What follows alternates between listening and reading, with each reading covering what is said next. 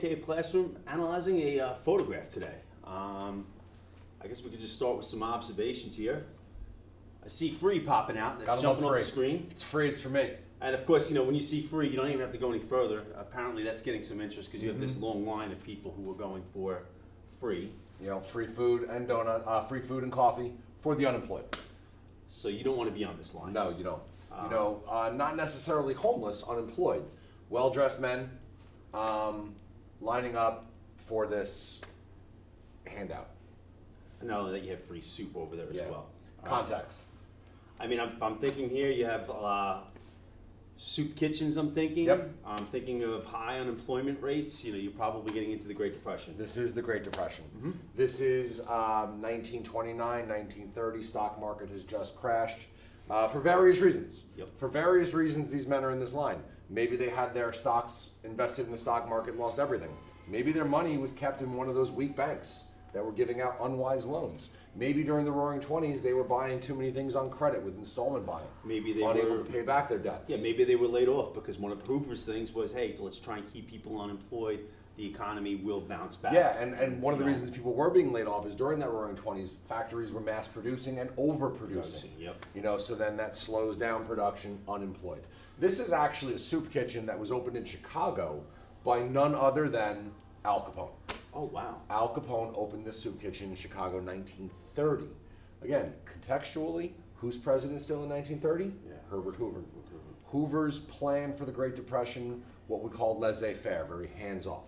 He wanted the people to help themselves. So this isn't a government building. This isn't like a government, this is an Al Capone run, probably a front for his for his illegal bootlegging. buying loyalty within the neighborhood. Right, but this was the people stepping up to help other people. This is what Hoover wanted during the Great Depression. He didn't want government intervening and helping out in people's lives. And as we know, that doesn't Hoover's plan for the Depression doesn't really work out. So if I were going to be writing, if I was going to write about what was wrong with Hoover's presidency, and we were going to look at certain things, this would be a perfect document when you're talking about unemployment is really high at this point. I think it's like around 1 in 4.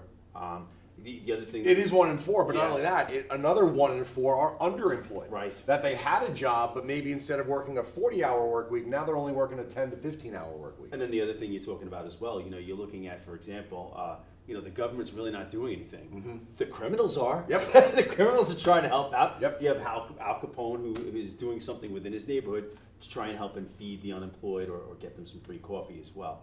Of course, we know we're about 2 years removed from, or 2 years away from the Bonus Army incident, which is really going to ultimately end his presidency and is going to wind up getting FDR elected. And then FDR will come in and have the complete opposite approach, do something.